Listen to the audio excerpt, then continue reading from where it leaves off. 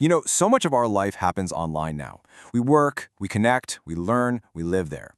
But here's the thing. The rules that protect our most basic freedoms, our privacy, our right to speak our minds, well, they weren't exactly written for a world run by algorithms and big data. And that's the huge challenge of our time. And it actually has a name: digital constitutionalism. It's all about taking those timeless principles that built our democracies and figuring out how to make them work for today's digital age. So let's break down what that really means. Just think about the phone in your hand right now. It's your window to the world, right? But as you're scrolling and searching and sharing, there's this little question that kind of hangs in the air. Is this amazing device actually working for you, or is it quietly working for someone else, building this incredibly detailed map of your life for companies and maybe even governments? That one question, it's the key to understanding why everything we're about to talk about matters so much. And look, this is not just some theoretical academic debate. Not long ago, a proposal in India to force a pre-installed government app called Sanchar Sathi on every single new phone, well, it brought this whole issue crashing into the real world. Now, that idea was eventually pulled back, but it kicked off this huge public conversation about consent. I mean, can you really consent to something that's forced on you from the get-go? It also raised some pretty serious questions about the potential for surveillance and the growing power of the state in our digital lives. Okay, so to really get our heads around this complex topic, we're going to break it down into 5 key parts. First up, we'll dig into the core problem, this issue of digital power. Then, we'll explore this really cool idea of a constitution for the internet. After that, we'll look at how our rights are being challenged online, check out India's current laws, and finally, we'll try to map out a path forward for all of us. So let's dive right in with part 1, the digital power problem. You see, for hundreds of years, we've been focused on how to limit the power of governments in the physical world.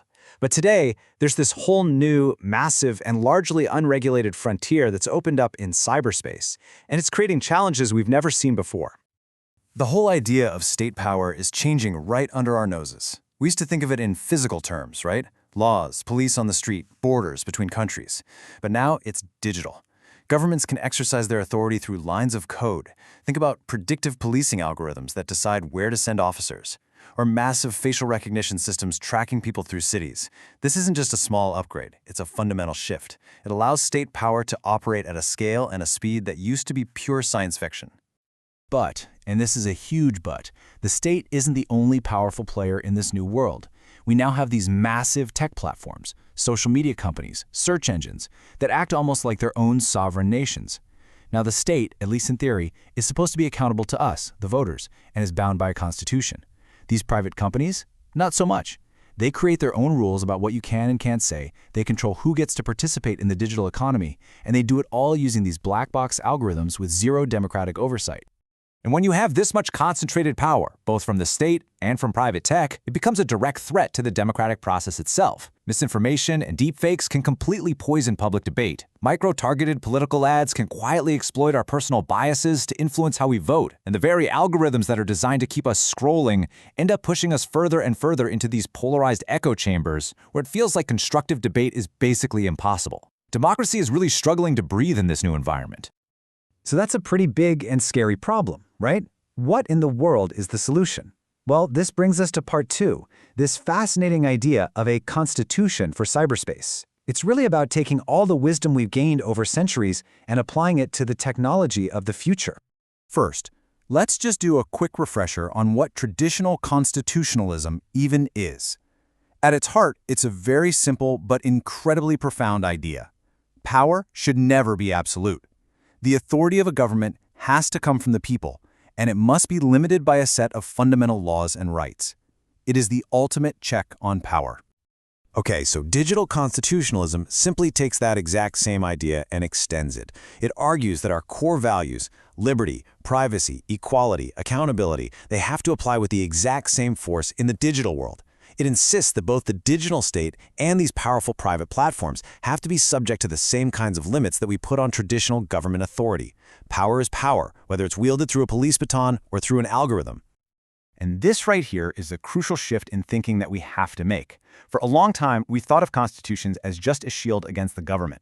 But today, private power affects public rights on a massive scale. When a social media company can effectively silence a world leader, or an algorithm can decide you don't get a loan, we have to realize that these constitutional principles must apply to them too. they've become these new centers of power, and they need new constraints. You know, this idea is already starting to get real legal backing.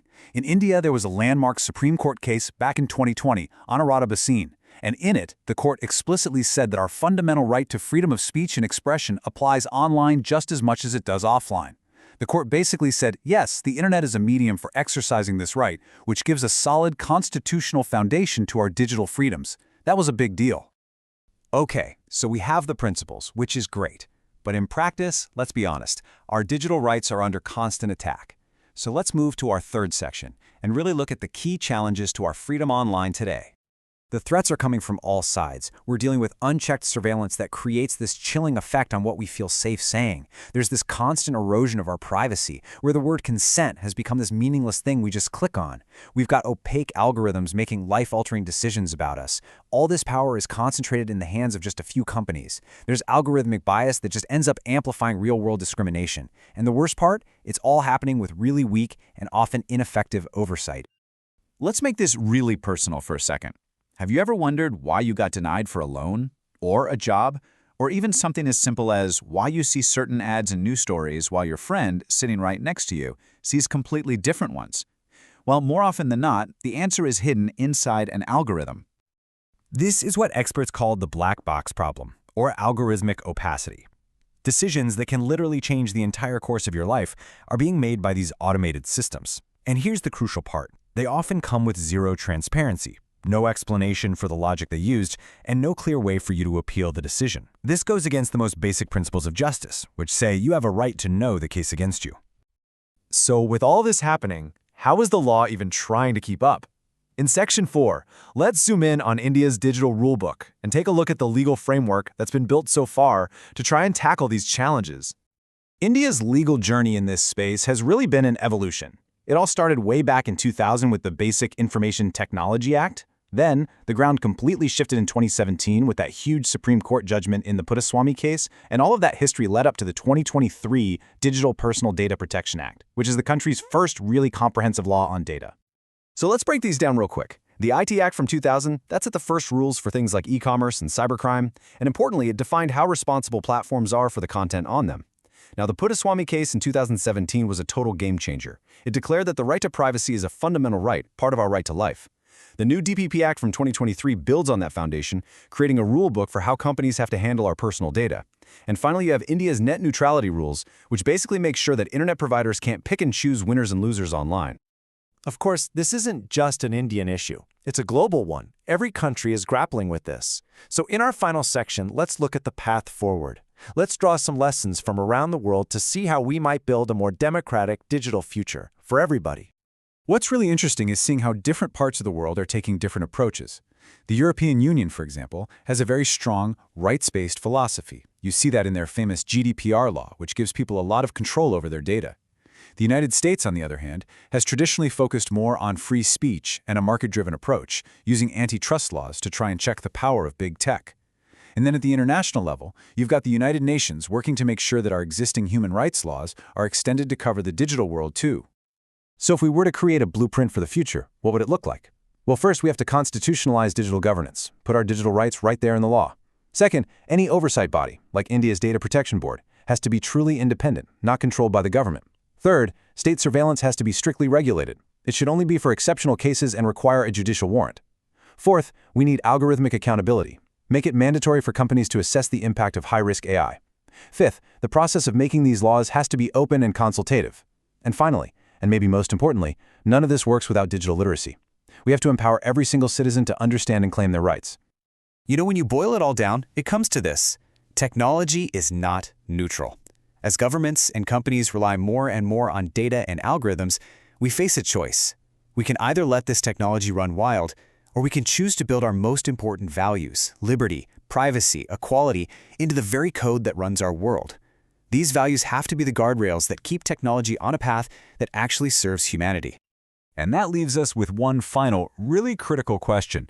Technology is moving at lightning speed. It's not going to wait for us. So the real challenge for our generation is to make sure our democratic principles don't get left behind. How are we, as citizens, as societies, going to make sure our democracy doesn't just survive this digital age, but actually evolves with it to become even stronger? That's the question we all need to start answering. Thanks for joining me on this.